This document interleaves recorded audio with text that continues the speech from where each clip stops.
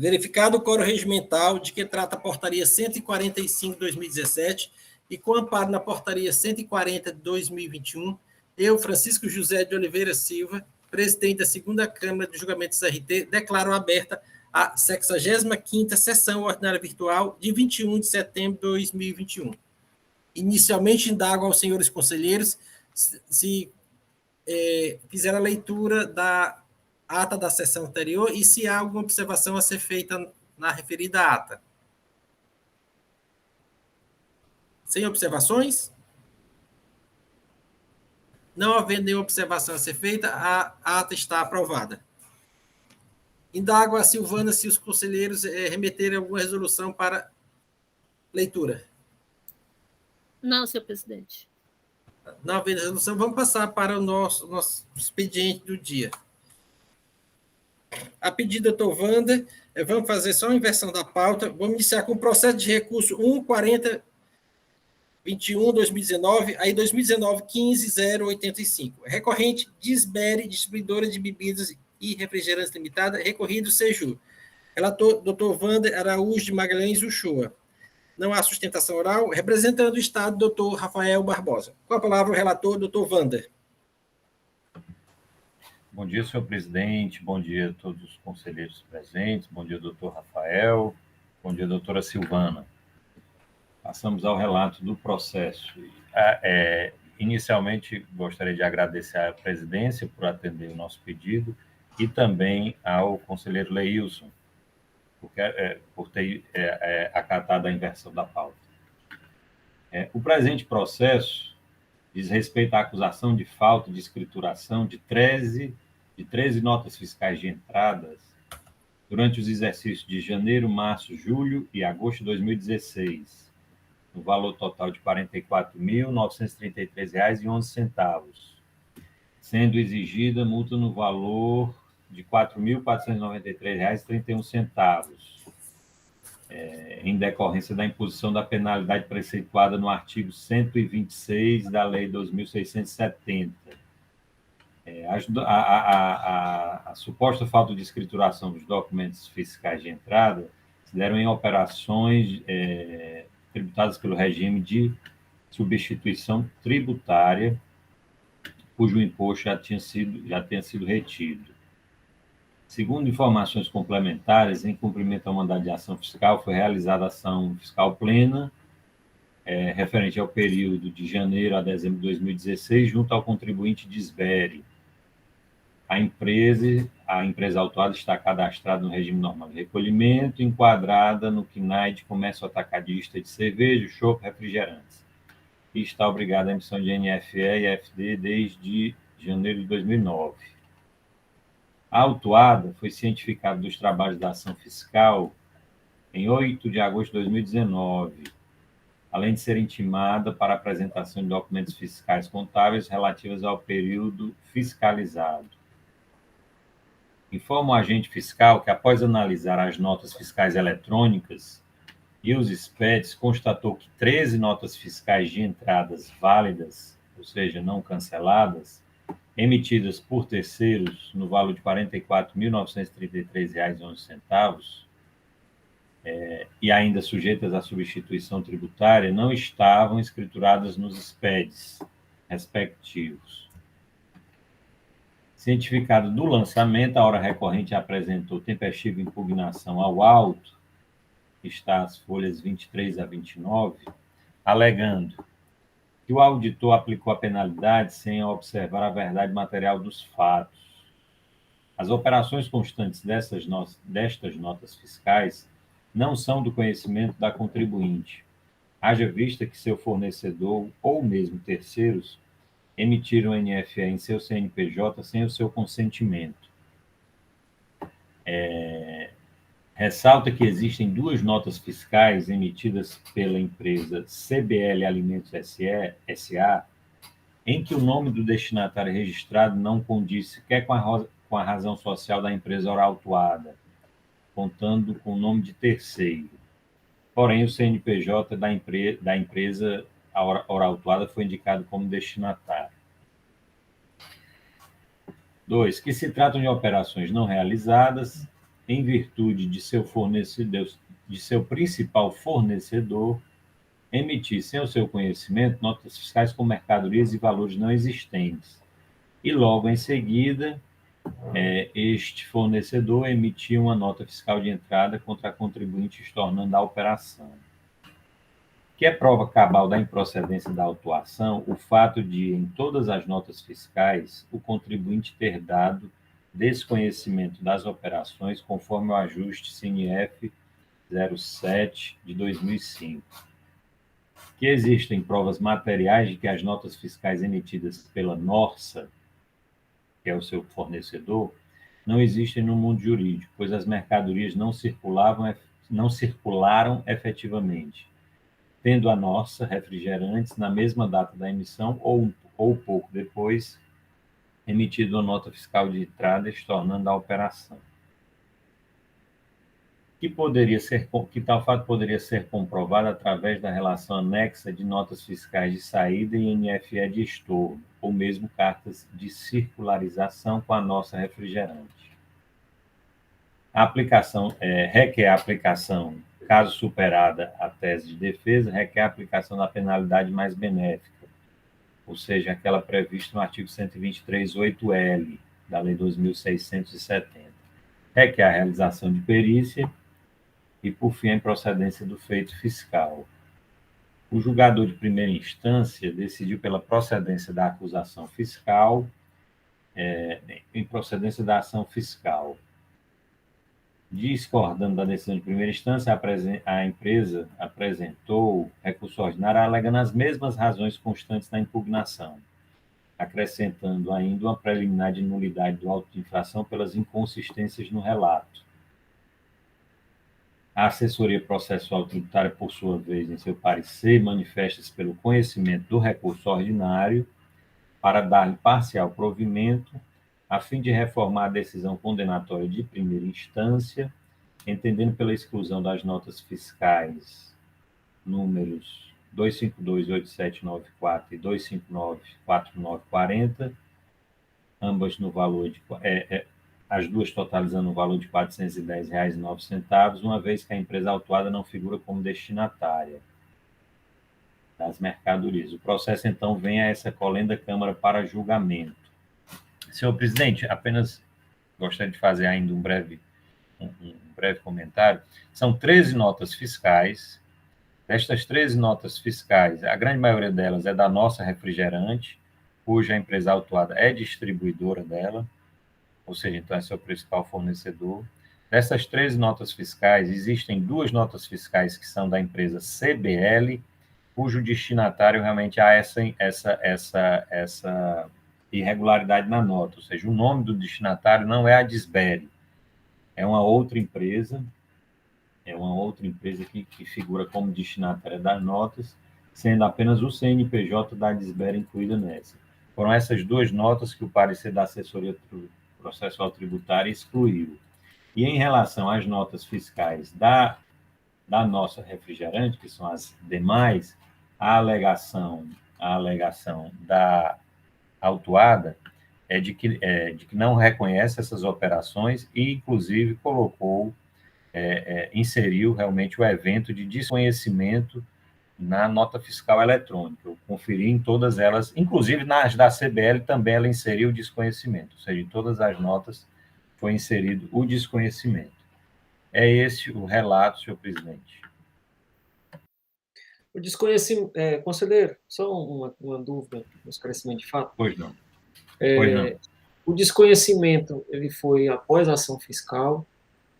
Ou não, não, ele foi anterior, ele foi logo após as emissões das notas, 3 dias, 4 dias depois das notas fiscais, inclusive dentro do prazo, né, dentro do prazo para a inserção do evento. Doutor Wander, só para explicar para os demais conselheiros, qual a implicação quando inclui a palavra do desconhecimento na operação nota fiscal? Não, veja, senhor presidente, isso foi a inovação trazida no CNF 07/2005, que trouxe os eventos, né, na sua cláusula mas o ajuste CNF 07/2005, que trouxe a cláusula 15ª A, né, ou seja, foi uma inclusão, em que ela trouxe os eventos da nota fiscal eletrônica. E no evento do inciso 7, é exatamente o evento de desconhecimento de operação, ou seja, manifestação do destinatário declarando que a operação descrita na ENF não foi por ele solicitada. Em tese, o evento é para representar isso, né? Pronto, era isso que ficasse claro, que significa que não houve aquisição por ele. Só esclarecimento para todos os conselheiros, para saber o que significa o desconhecimento. Pronto, perfeito. Obrigado, doutor Wander. Doutor Rafael, com a palavra. Presidente, secretária, outros conselheiros, meus cumprimentos a todos. Presidente, a acusação é falta de escrituração de notas fiscais de entrada. A penalidade aplicada foi a do artigo 126, por se tratar de operações isentas, não tributadas, ou objeto de substituição tributária. Como já dito no relato, foram 13 notas fiscais, né? E um dado importante, que eu pelo menos reputo importante, seria o fato de o contribuinte, o autuado, não reconhecer, não se declarar como adquirente dessas mercadorias, né? É importante salientar que manifestou nos autos, manifestou perante a Secretaria da Fazenda não reconhecer essas operações e ainda apontar que essas operações foram objeto de nota fiscal de entrada por parte da remetente.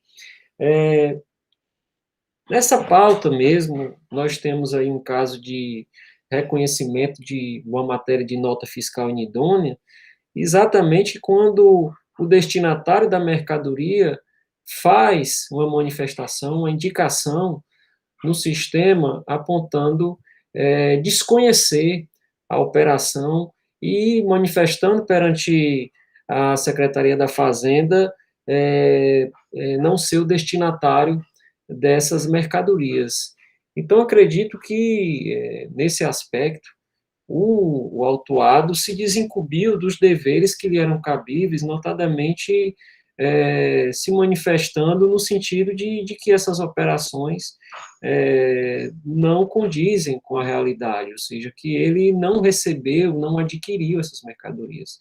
Não haveria outro meio que não esse, para que ele se desvencilhasse da acusação fiscal que lhe foi imposta. Então, presidente, considerando esses aspectos, além do fato de que 2 notas fiscais sequer constam ele como destinatário, isso aí é fato incontroverso, né, e realmente essas notas devem ser excluídas. Com relação às demais, foi trazido um aspecto que eu entendo com repercussão jurídica relevante para a improcedência da acusação fiscal. Obrigado, doutor Rafael. Senhores, o processo está em discussão. Senhor presidente, caso ainda haja alguma dúvida por parte dos conselheiros de alguma questão de fato que encontra-se nos autos, eu posso me manifestar. Obrigado, doutor Wander. Doutor Leilson, com a palavra. Presidente, é justamente isso, questão de fato. É porque, na defesa, ela informa que, diz que boa parte dessas operações elas não foram realizadas, ela desconheceu. Como ela utilizou esse termo boa parte e não todas, aí a minha dúvida é se, tirando aquelas 2 que está com o CNPJ da Disber, mas o destinatário está como outra empresa, né, que realmente ficou configurado que não era para a Disber, estariam 11 notas fiscais. Dessas 2 notas fiscais, ela fala boa parte, dá a entender que ainda resta alguma coisa que, efetivamente, ela não tinha, não era objeto do argumento dela de desconhecimento. Eu fiquei, a priori, eu entendi que eram todas essas 11, mas o argumento da defesa, ela diz assim, boa parte desses documentos fiscais. Doutor Wander, quando o senhor fez essa consulta, que ela foi no portal das notas fiscais eletrônicas, e estava lá o evento de desconhecimento. Estão em todas essas 11, as quais ela realmente diz que não desconheceu, e também houve a emissão de nota fiscal de entrada sobre essas outras 11 restantes, lá pela nossa, né, pela fornecedora. Eu só faço essa indagação porque tem esse termo boa parte, Pois né? não. Então, tem como responder essa Pronto, pergunta? senhor doutor Leilson, sim, vocês me escutam bem? Estamos ouvindo. É porque está aqui um pouco instável, mas eu entendo como dois núcleos a sua pergunta, doutor Luiz. A primeira delas, a resposta é afirmativa, de que sim, de que realmente a própria parte juntou o espelho da nota fiscal eletrônica em todas as 13 a posição do desconhecimento da operação, certo? Já a outra parte da sua pergunta, em relação às notas fiscais de entrada lá no fornecedor, eu acho que foi isso, né? Foi nesse sentido? Estas a parte não trouxe. Assim, as 13 do desconhecimento do evento, ela colocou lá, não é isso? Nas 13, ela foi no portal e disse que desconhecia a operação, né? Ok. Perfeito. Então, okay. Perfeito. Agora, ela não, embora só complementando, viu, senhor presidente? Para que fique claro, embora a parte tenha, além disso, tenha manifestado de que o fornecedor teria estornado essas operações emitindo novas notas de entrada lá por ele, essas notas de entrada do fornecedor, a parte não trouxe aos autos. Ela apenas colocou isso na sua argumentação de defesa, mas não trouxe aos autos.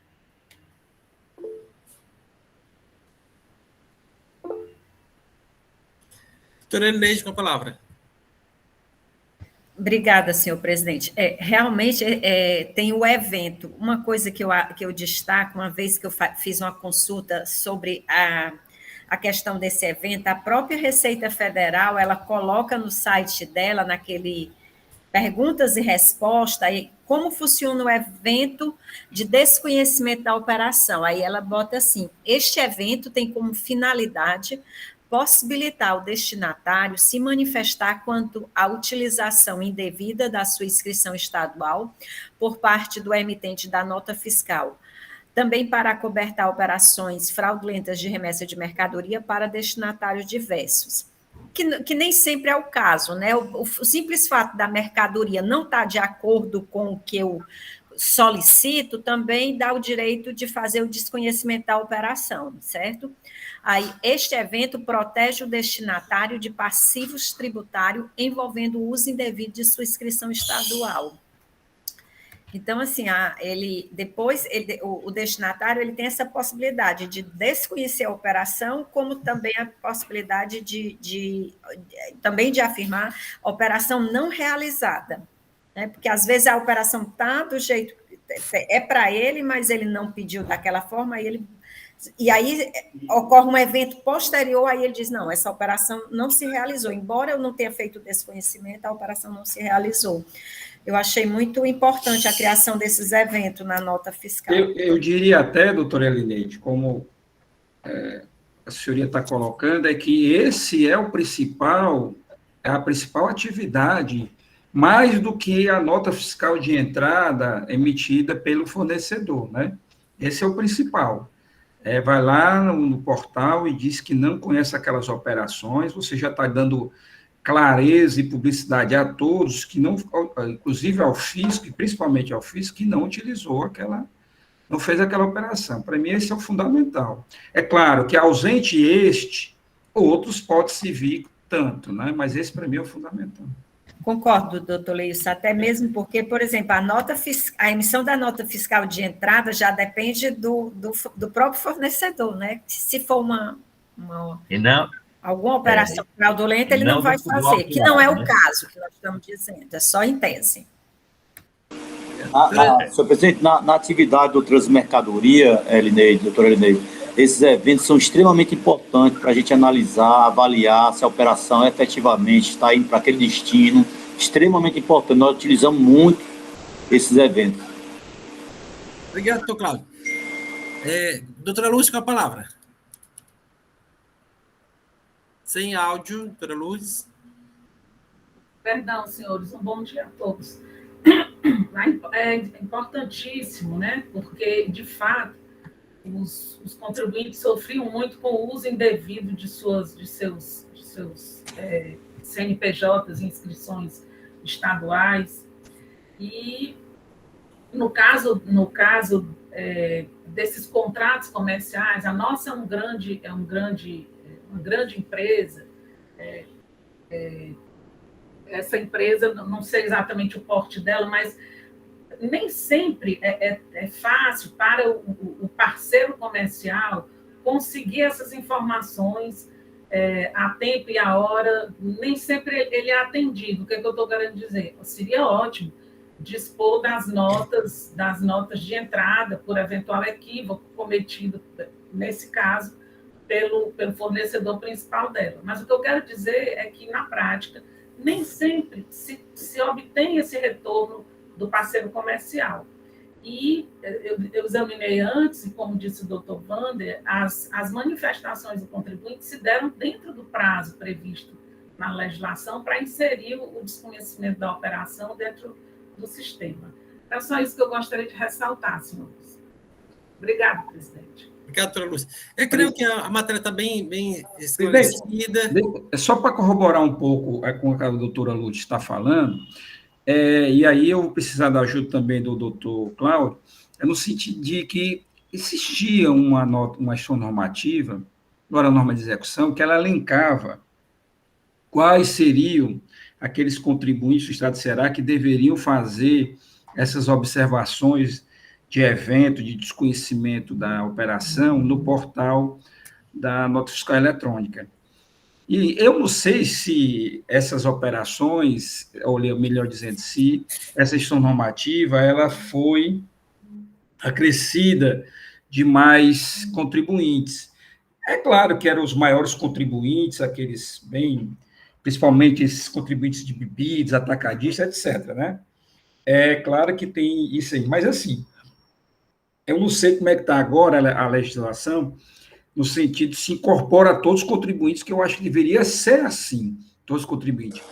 É claro, e aí a doutora Lourdes, só um pouco para tranquilizá-la, hoje os contribuintes eles possuem um elemento de verificação dessas operações. Aí eu incluo todos, que é o SIGET, né? Pelo SIGET, a empresa ela pode verificar quais são as notas fiscais que foram a ela destinadas. E aí, naquele momento que ela tiver conhecimento, e o SIGET está todo dia à disposição das empresas, é de que, a partir daquele momento que ela viu aquela operação, ela pode entrar em contato com aquele emissor do documento, não o reconhecer, se for o caso, ir lá no portal da nota fiscal eletrônica, fazer a recusa, o desconhecimento dessa operação. Eu acho assim que o SIGET, que foi um sistema desenvolvido pela Secretaria da Fazenda do Ceará, ela supre essa gestão normativa que ela veio elencando só um grupo de contribuintes que deveriam fazer essas observações de não reconhecimento. Embora que hoje você, como eu disse, tem o SIGET, através do SIGET você pode verificar notas fiscais todo dia que são destinadas, e aí você ir no site da Receita Federal e colocar lá o conhecimento da operação. Leils, só te respondendo, Leils, realmente é um passado, uns 10, 12 anos atrás, a atividade do trânsito de mercadoria tinha alguns segmentos como madeira, açúcar, trigo, que tinha substituição tributária, que realmente o destinatário deveria confirmar se realmente comprou, adquiriu ou não essa mercadoria. Depois teve um passo também mais adiante, de que a determinado valor, acima de R$100 mil, a gente pediria ao contribuinte destinatário se realmente ele comprou. Mas agora, isso graças a Deus, veio assim, para todos agora, é abrangente, sabe?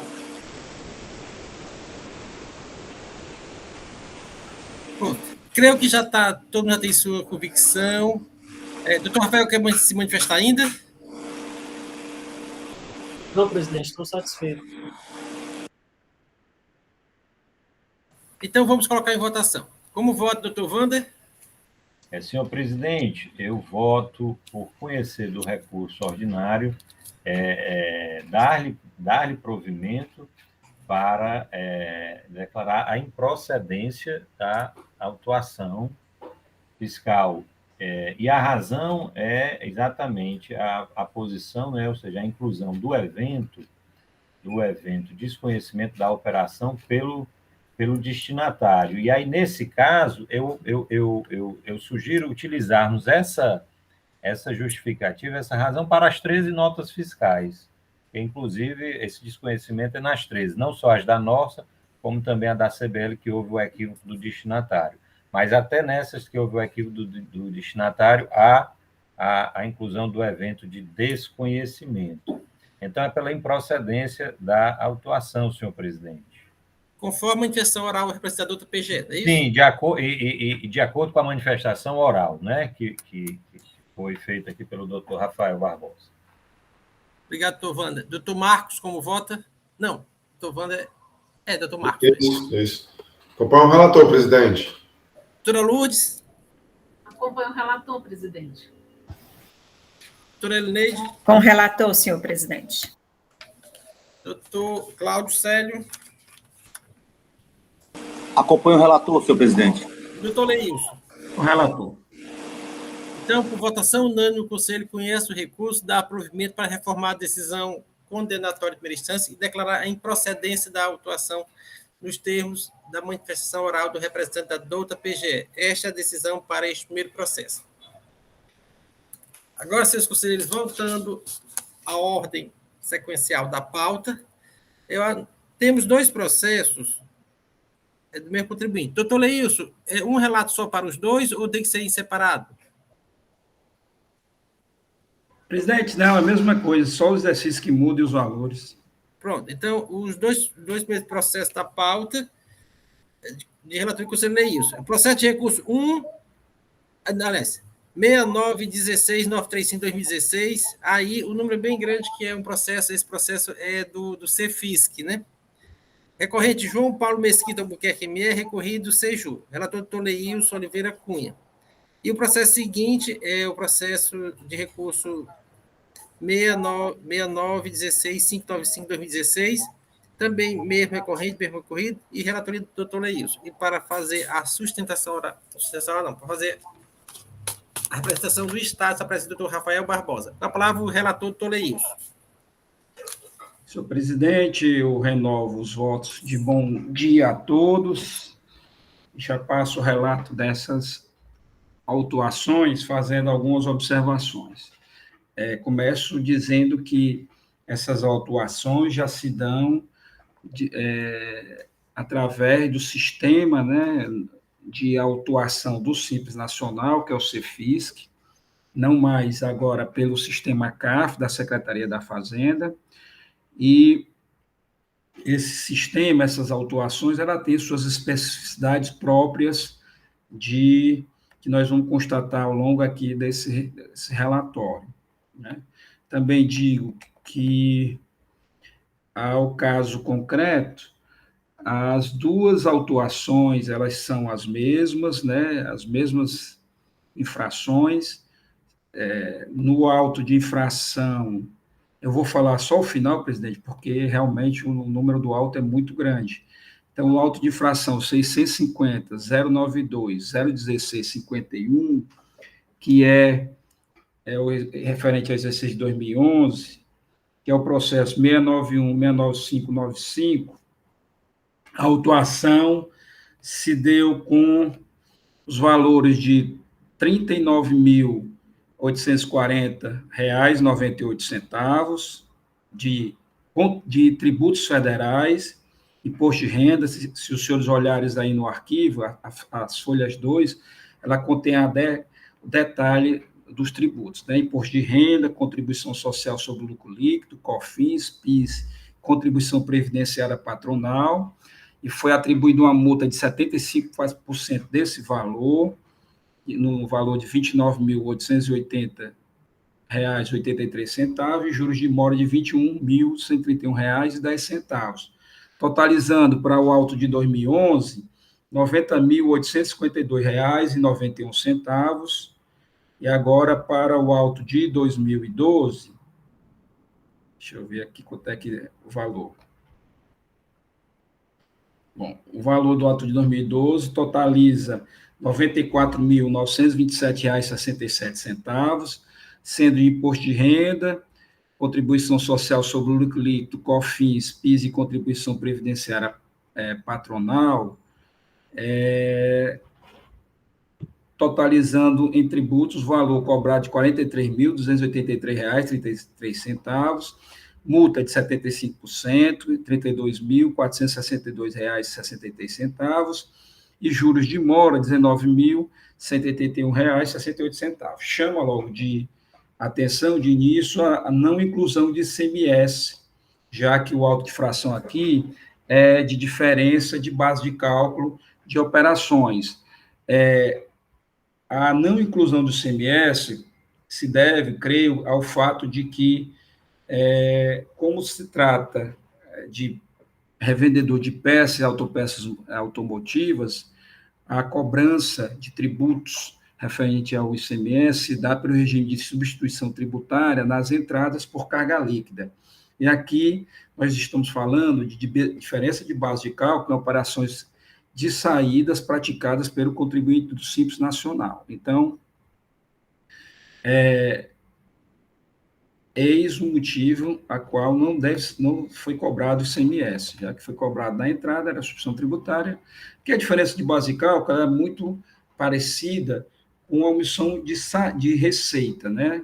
No Simples Nacional. A omissão de receita no Simples Nacional é quando não há a emissão de documento fiscal, e aí faz o enquadramento dessa omissão, como omissão de receita. A diferença de base de cálculo, não há emissão do documento fiscal, no entanto, alguns desses documentos fiscais não são escriturados lá na DASN ou BGDAS-D, que DASN era a Declaração do Simples Nacional Anual, que foi até um exercício, e o PGDAS-D é a substituição da DASN, né, da ZN, como nós chamamos, né? Então, o PGDAS-D é o que substitui. Era o programa de pagamento, mas esse D no final significa declaração, que antes você tinha a DASN, mas o PGDAS, que era só o programa de pagamento que gerava o documento de recolhimento do Simples Nacional, né? Mas aí substituiu tudo pelo PGDAS e colocou um D como sendo também declaratório agora. Então, todo trimestre, todo mês, faz essa declaração agora pelo PGDAS-D. Na época, era da ZN e também PGDAS-D, porque são dois exercícios, né? Então, presidente, essa é a diferença que existe entre um e outro, né? Na verdade, são as mesmas infrações de diferença de base de cálculo, operações praticadas por contribuinte Simples Nacional. No exercício 2012, essa diferença foi de R$ 908.516,94. No exercício de 2011, essa diferença foi de R$ 766.149,69. Aí chama a atenção, como eu disse, o fato do auditor fiscal ter enquadrado como diferença de base de cálculo. Por que eu falo isso, presidente? Em razão de que há uma diferença na compreensão do que seja omissão de receita e diferença de base de cálculo, né?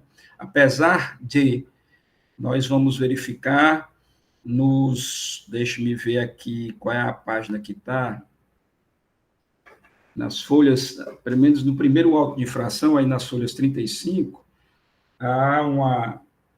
se os senhores abrirem esse arquivo e for a folha 35, verificará que o auditor fiscal, ele faz uma segregação de receitas que foram declaradas na DSN e receitas não declaradas. Dava a entender que seria uma autuação por omissão de receita, mas não é assim, porque nas páginas, deixa eu ver qual é a página,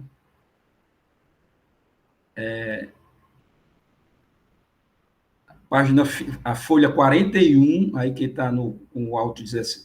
Vou para o primeiro auto de infração, que é o de 2012, né? Então, na folha 40, aí do primeiro auto de infração, ele enquadrou a diferença como sendo base de cálculo, diferença de base de cálculo. Ou seja, apesar de estar lá anteriormente previsto como se fossem umas operações não declaradas na DASN, o auditor fiscal entendeu, nas folhas 40, que é o final onde é o objeto da autuação, aí, para quem está no primeiro auto de infração, as folhas 40, e para quem está no segundo auto de infração, nas folhas 41.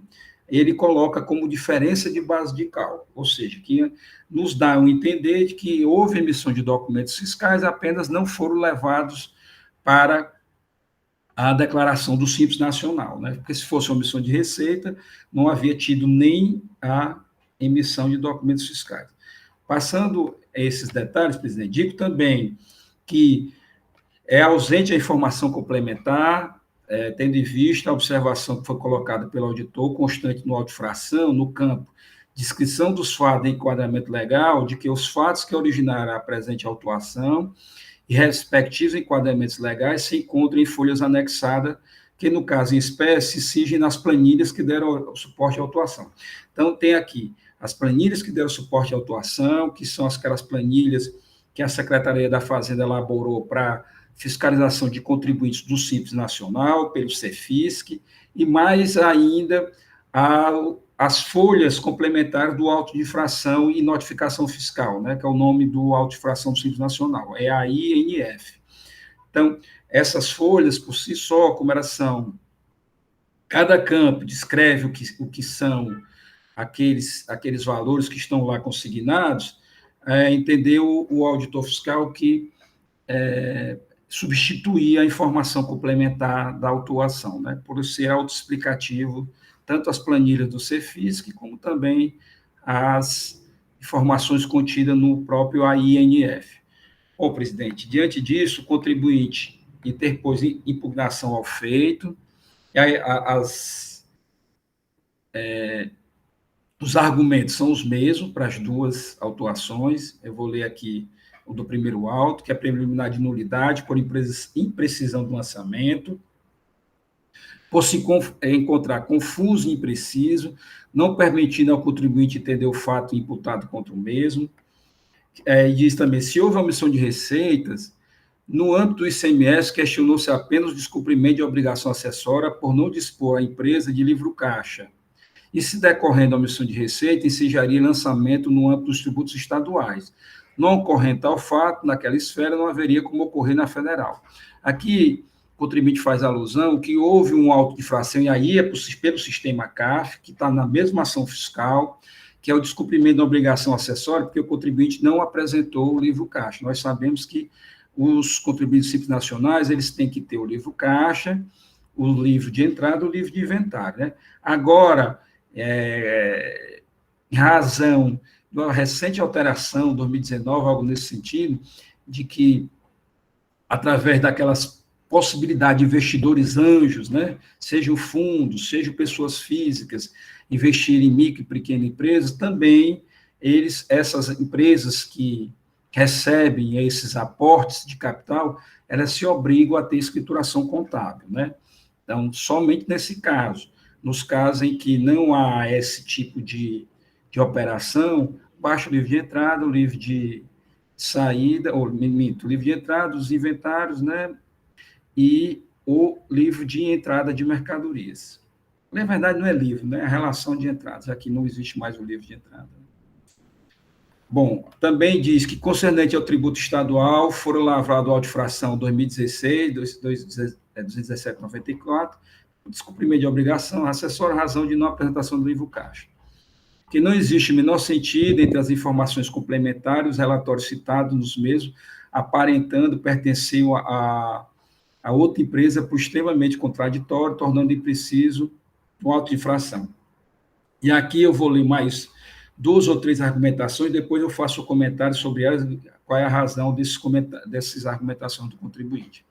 Diz ainda que, verificando a demonstração de entrada e saída de caixa, citado nas informações complementares anexadas pelo agente fiscal, consta na última linha, conclusão do levantamento, a seguinte informação. Campo 10.7, consta saldo zero de diferença negativa, omissão de receitas. Que no auto de infração consta demonstrativo de insuficiência de recolhimento com as respectivas apurações mensais, porém, nas planilhas de fiscalização de empresas optantes do Simples Nacional, não consta as referidas diferenças. Que, se a omissão de receita foi zero e somente foi lavrada a auto-infração em relação ao ICMS, em decorrência de ausência do livro caixa, não existe qualquer sentido entre as informações complementares e o levantamento fiscal na demonstração de entrada e saída de caixa, de que o contribuinte, afinal, estaria se defendendo. Quais foram os pagamentos efetuados que não foram registrados? Preliminar de nulidade, razão de demonstrativo de entrada e saída de caixas, não haver contemplado todos os elementos exigidos. Então, presidente, eu já faço comentários sobre esses 4 argumentos, é que o contribuinte, na verdade, ele que confundiu-se nessa autuação. Ele trouxe essa argumentação com base em citando um termo de início e um mandado de ação fiscal que se refere a uma outra ação fiscal que nada tem a ver com essa ação fiscal. Creio que deva ter sido o erro típico daqueles copiar e colar, né, as argumentações, e não se observou que a autuação aqui em nenhum momento fala de entrada e saída de caixa, né, em nenhum momento cita, não se refere àquela termo de início e aquele termo de intimação que ele faz referência na sua defesa, é um outro, os daqui são totalmente, por isso que ele diz que não existia sentido entre as informações complementares e os relatórios citados nos mesmos autos de infração. Na verdade, nem informação complementar ela tem, né? Ele cita trecho da informação complementar que deve ter sido desse auto de infração, que houve o levantamento de entrada e saída de caixa, deve ter decorrido a omissão de receita, e aí ele trouxe esses argumentos, mas não se refere ao auto aqui, porque o auto aqui, presidente, se trata de diferença de base de cálculo. Bom, também diz que a DESC não se confunde com a conta mercadoria, pois deve contemplar na sua composição, além das compras de vendas de mercadoria, os saldos finais e inicial do disponível, assim como as despesas efetivamente pagas no período e as receitas efetivamente recebidas no período. Aí diz que a análise de mérito restou completamente prejudicada, já vista a extrema contradição dos relatórios, suas informações complementares e o auto de infração. E aí requereu a nulidade, em primeiro lugar, presidente, pela aquela primeira preliminar que eu falei, né, de precisão do lançamento, por se encontrar confuso e impreciso, não permitindo ao contribuinte entender o fato imputado contra o mesmo, e a outra preliminar de nulidade se refere à questão, à razão do demonstrativo de entrada e saída de caixa, desse não haver contemplado todos os elementos exigidos. Então, essas são as duas, somente esses, os 2 argumentos de preliminares, que são, na verdade, toda a argumentação do contribuinte, né? Não há nenhuma argumentação quanto a mérito. Então, são 2 preliminares de nulidades aventadas. Em primeira instância, a julgadora singular decidiu pela nulidade da autuação, afasta as preliminares trazidas na impugnação, justamente por não se ter correlação com a autuação, né? As autuações, as duas, né? Do exercício 2011 e 2012, mas, todavia, com base no artigo 33, inciso 11, e artigo 53, parágrafo 3º, do decreto 25.468/99, combinado com o artigo 83 da Lei 15.614/2014, aduz pela impossibilidade de se identificar a origem dos valores apurados pelo fisco como diferença de base de cálculo, razão do levantamento fiscal possuir inconsistências que não permitem a conclusão lógica, contábil ou jurídica, ou seja, uma presunção legal de que o sujeito passivo declarou receitas inferiores àqueles efetivamente apurados no exercício de 2012. Nesse sentido, relata que o auto de infração não diz como o levantamento foi realizado, e as planilhas fiscais contêm campos preenchidos cujos valores não se vinculam à origem documental, explicitando que o resultado da DESC, mercadoria, o item 10, está zerado, aí eu estou falando do primeiro auto de infração, né? Está zerado, aliás, os 2 autos de infração, mas estou lendo aqui para o primeiro, porque os valores vão mudar um pouco quando eu falar em relação ao segundo.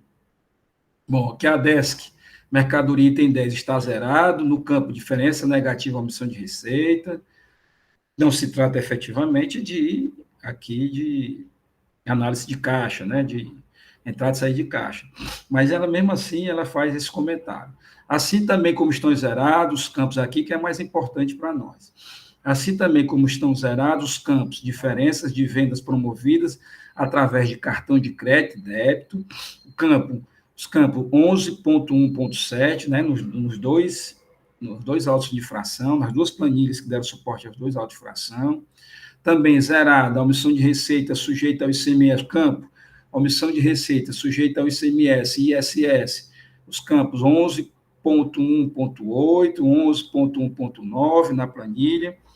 Também o valor total da omissão de receita na prestação com uso de cartão de crédito e de débito, item 11.1.10. Então, o que é que ela disse aqui?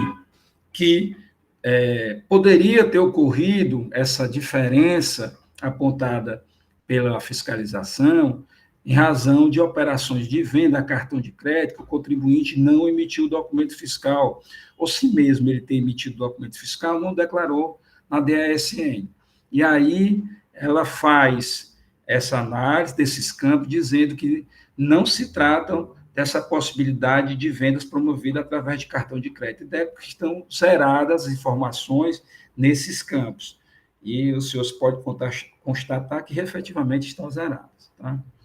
Também relata que o valor para o primeiro auto de infração, R$ 1.032.331,94, descrito no campo, valor total das receitas declaradas e não declaradas. Aqui somou tudo, declaradas e não declaradas. O item 5.3 corresponde ao somatório das receitas sujeitas à substituição tributária declarada na DSN 5.1.2, no valor de R$ 123.815, com as receitas não declaradas na DSN, PG-D, o item 5.2.1, no valor de R$ 908.516,94.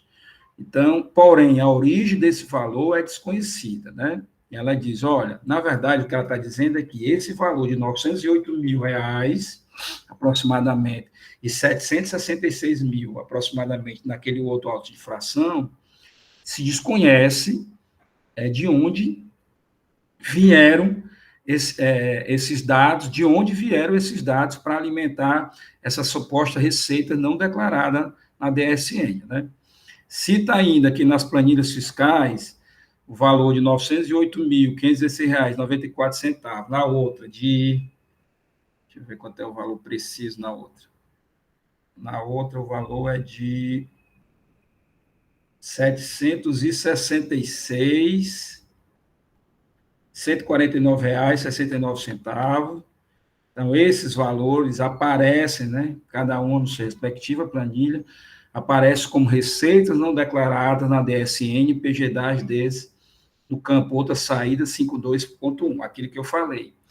No início, poderia entender que são operações que sequer foram emitidos documentos fiscais e que não foram declarados no DSN ou no PG-10D, né? Mas há uma contradição, já que no final o auditor ele faz a autuação não por omissão de receita, mas por diferença de base de cálculo, que aí subentende-se que haveria emitido documentos fiscais e não apenas declarado na DSN. Aqui se trata de, quando é omissão de receitas não declaradas na DSN, é porque nem sequer foram emitidos documentos fiscais, né?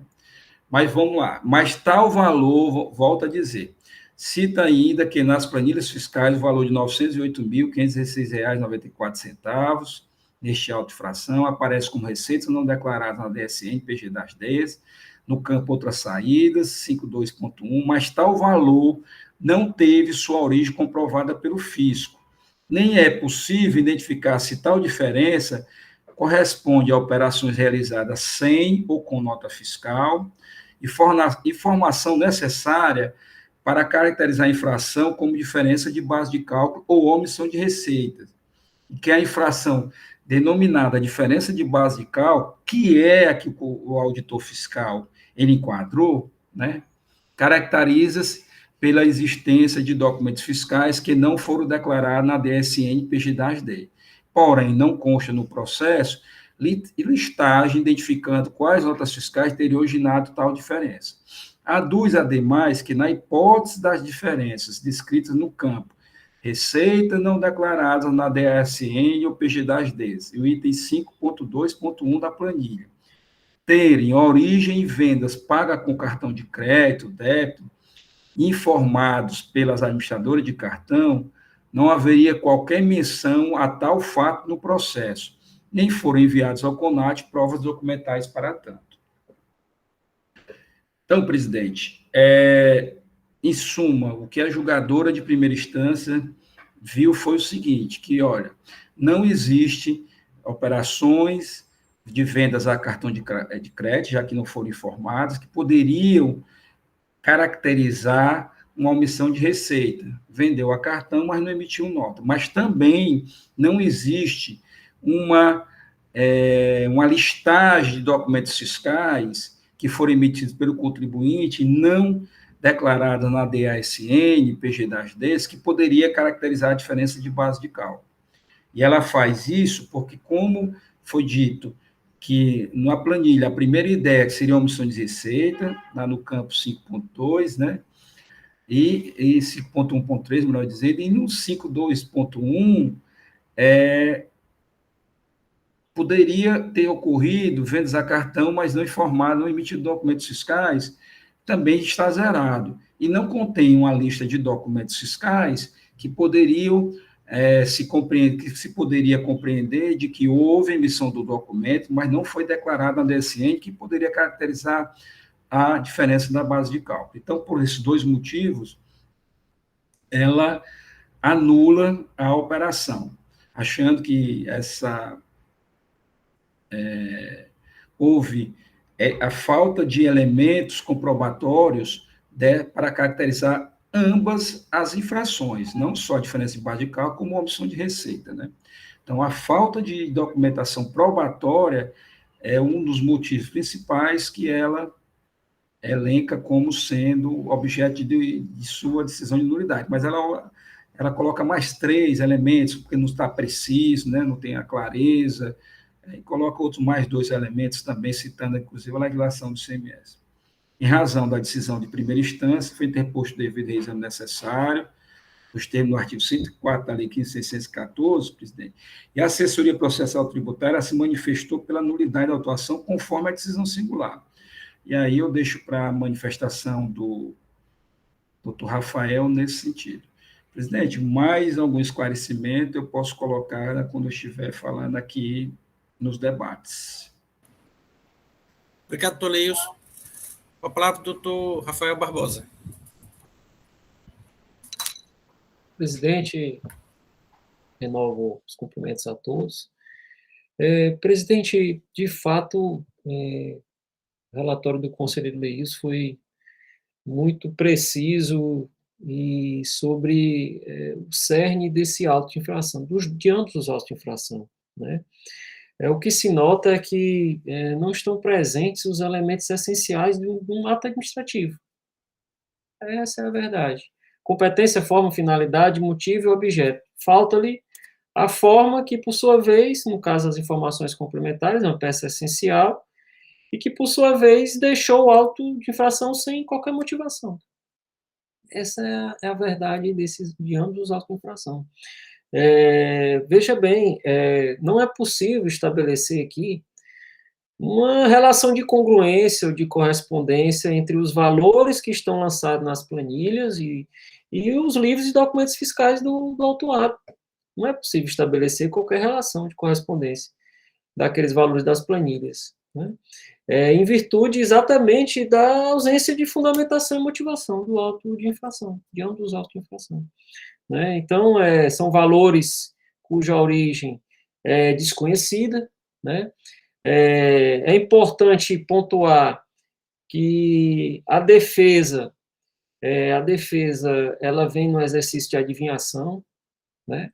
assim como a própria fundamentação da decisão singular também vem no exercício de adivinhação do que poderia ser essa acusação. Então, estamos aqui diante de um caso clássico, de fato, de nulidade, um vício de nulidade, né, por cerceamento do direito de defesa do contribuinte, que expendeu uma defesa que, como o próprio conselheiro relator já falou, já mencionou, não tem relação de congruência alguma com a acusação que, de fato, ele nem sabe qual é.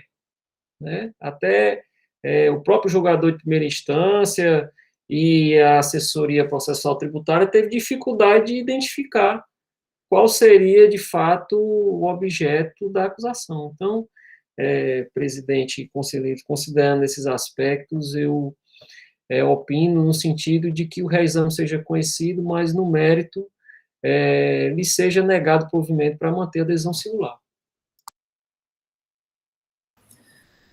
Obrigado, doutor Rafael. Senhores conselheiros, o processo está em discussão. Presidente, eu vou começar fazendo os meus comentários, fazendo um histórico dessa questão da utilização do CEFIS, que era quando da transição eu estava saindo da fiscalização e vindo para o contencioso, que é justamente o ano de 2016. Então, esses autos de infração aqui, esses autos, eles são os primeiros que foram lavrados nesse sistema da Receita Federal. Então, dúvidas existiam bastante, até receio, porque como era um sistema novo, os auditores fiscais não estavam acostumados, como já vinham com o CAF há mais de 20 anos, e se adentram nesse tipo de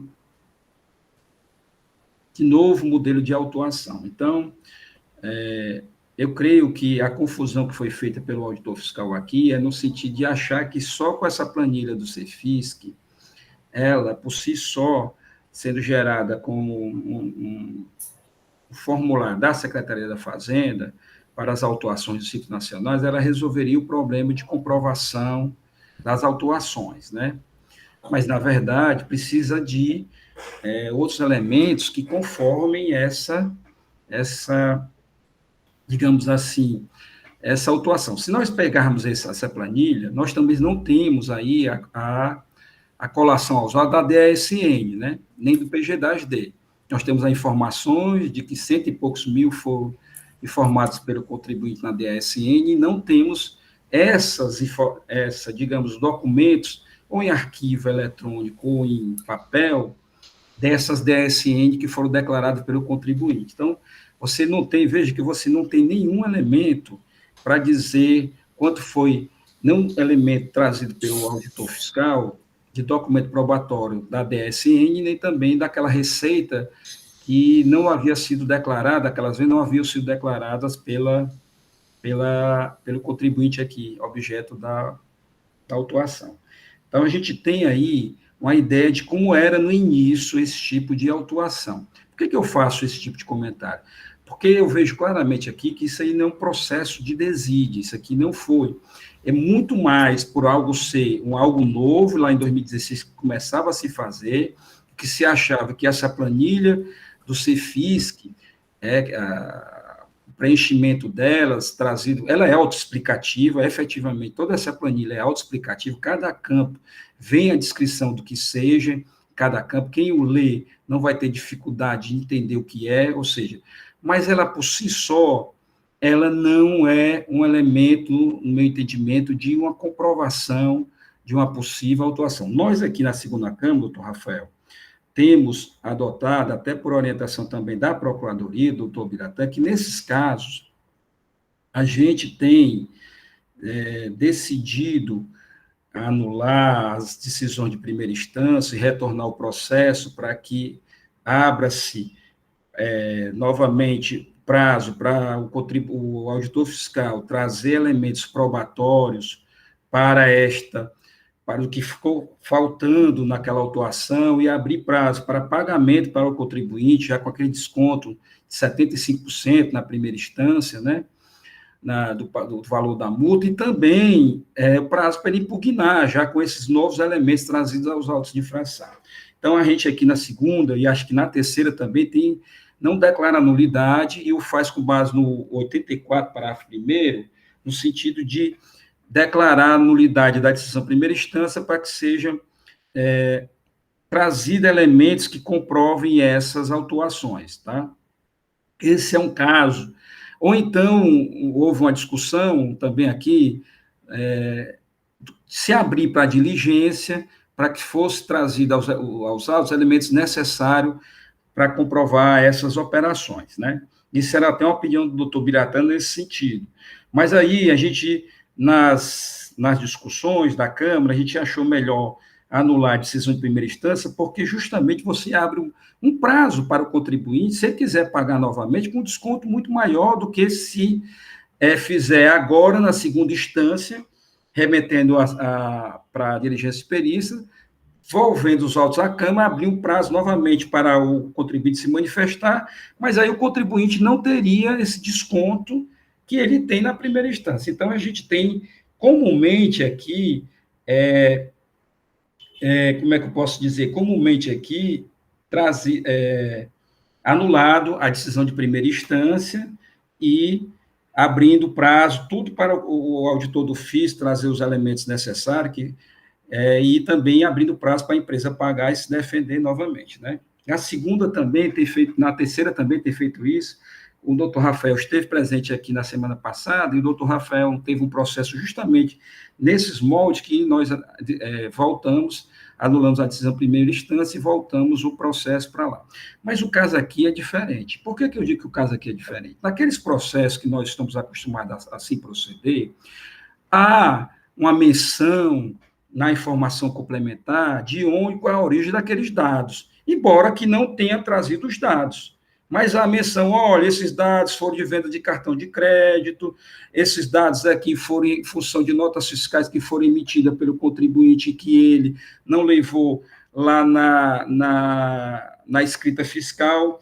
Então, a gente colhia das informações constantes nos autos de infração elementos para apenas se anexar essas provas, que não foram anexadas, que não é o caso, aqui não se diz qual é a origem. Essa é a dificuldade que houve, eu não digo para a primeira, vou só discordar um pouco do doutor Rafael, quando diz com relação à defesa. A defesa, eu acho que ela foi para um outro viés, trazendo um auto de infração, que não tinha nada a ver com isso aqui, com 10, que era de um outro auto de infração, eu acho que eu digo que foi um copiar e colar, no sentido de não foi feitas as mudanças necessárias, mas a defesa se defendeu, foi de uma outra acusação, era de mercadorias, era de que houve omissão de receita em função das entradas e saídas de caixa, mercadoria, as informações complementares daquele auto de infração não batiam com o que estava na DESC, ou seja, a defesa sequer ela foi para uma outra linha completamente diferente. Agora, a análise da julgadora de primeira instância aí me pareceu muito pertinente no sentido de fazer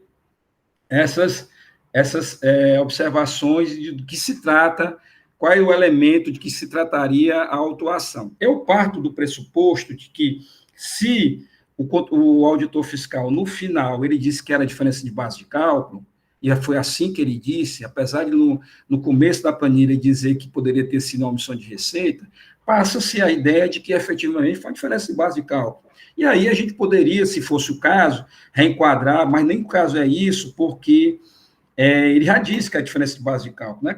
Com base naquele dispositivo que não deve se declarar nulidade, quando as omissões, os erros, né? Quando a infração estiver perfeitamente identificada. E aqui não está perfeitamente identificada. Então, assim, eu concordo com todas as observações feitas pela julgadora singular, a assessora processual tributária, ela também,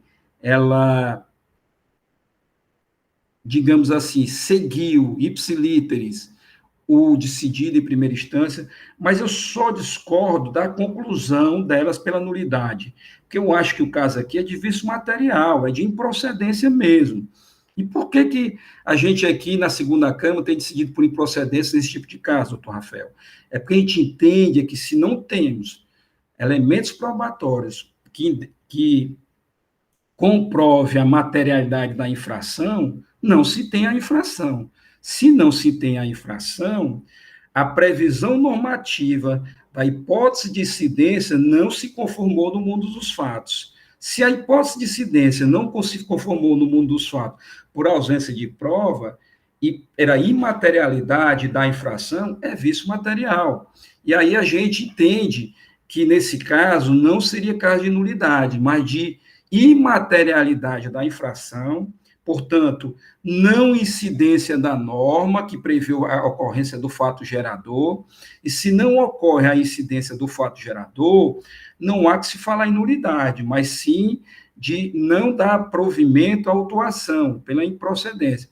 E, nesse sentido, é bem claro também o disposto no parágrafo 1 do artigo 85, né, que diz que não se declararia a nulidade, estando o processo administrativo tributário em condições de imediato julgamento, decidindo de logo se a causa versar sobre questão que aproveite ao mérito ao sujeito passivo, que é o caso. Então, a gente junta as duas coisas, a gente junta a imaterialidade da infração, não foi comprovada, ou seja, a materialidade. Então, se não foi comprovada a materialidade, é vício material, e se é vício material, o parágrafo único, ele diz claramente, do artigo 85 da Lei 15.614/2014, nós entendemos que pode sim julgar o mérito, nesse caso, afastando a nulidade e trazendo o caso para improcedência. É só a conclusão que a gente aqui tem, isso foi muito discutido com o doutor Piratanha, e depois nós chegamos a essa conclusão, e me parece também que também me parece que o doutor André também tem o mesmo entendimento lá na terceira, pelo menos ele esteve aqui no dia que a gente julgou dessa forma. Então, assim, é uma outra visão no que diz respeito a essa questão de dizer que foi um vício de forma.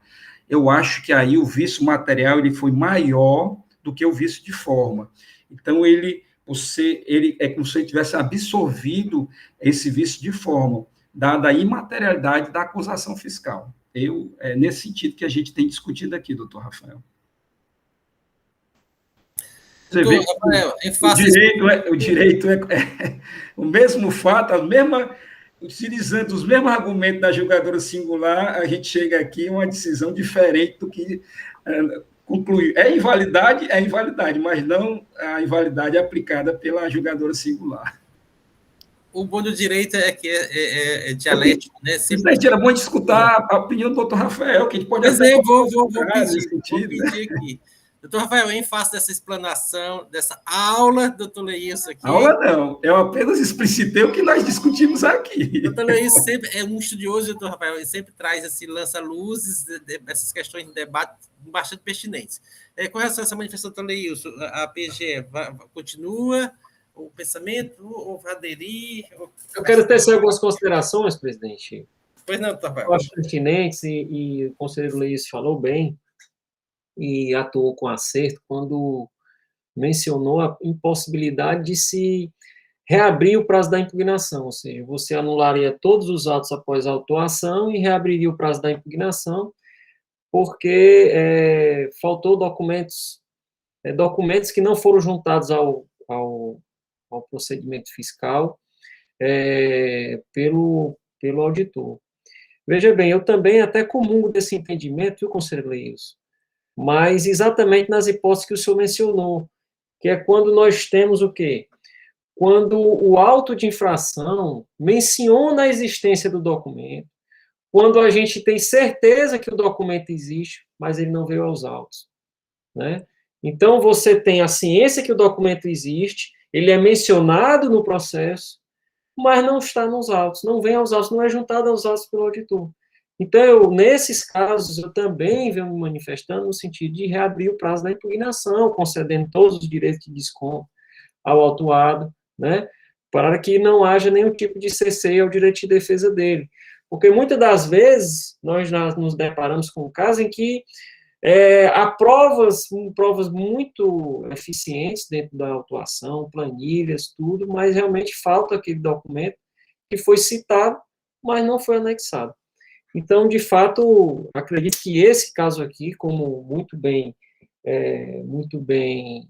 refletido e muito bem firmada a posição do conselheiro Leilson quando entendeu pela nulificação, de fato, do auto, porque não é possível nem se correr atrás, se dar a certeza da existência desse documento, né, porque sequer é citado no processo. Né, seria realmente reabrir o procedimento fiscal. Com relação ao tema se é um encaixe aí, o melhor encaixe, se seria no mérito, ou seria seria no mérito, ou se seria um vício de forma, né? E eu até achei interessante essa questão, inclusive eu vou até fazer esse juízo de ponderação, aquilo que é mais insuportável, aquilo que pesou mais, se foi a formalidade, a ausência de observância da formalidade, ou se foi a questão material em si, né? E eu acho muito interessante isso, mas o que eu vejo aqui, e fazendo uso até desse uso dessa metodologia do conselheiro Leilson, é que eu acho aqui que a nulidade aqui, conselheiro, é muito mais forte, sabe? Porque o contribuinte, ele não teve, e aqui, muito embora a gente possa entender que ele copiou de outro auto, mas é mais razoável concluir que ele nem entendeu, né? Porque não era nem possível ele questionar aqueles valores que estavam lançados na planilha, porque o fiscal fez o lançamento, ele tomou uma conclusão, ele tirou uma conclusão, mas ele não disse de onde foi que ele tirou essa conclusão, porque as informações complementares não veio, ou seja, uma peça essencial não veio ao processo, né? Ou seja, a formatação da acusação não foi realizada completamente, né? Então, é por isso que eu comungo do mesmo entendimento da julgadora singular e da assessoria processual tributária, e não é puxando a sardinha lá para a minha Câmara, não. É porque, de fato, eu entendo aí nesse juízo de proporcionalidade, inclusive vou fazê-lo daqui para frente, daquilo que foi mais gritante, mais, assim, insuportável dentro desse processo. E a nulidade aqui, para mim, foi assim, muito relevante para o desenvolver de toda a ação fiscal. Obrigado, doutor Rafael. Senhores, o processo está em debate.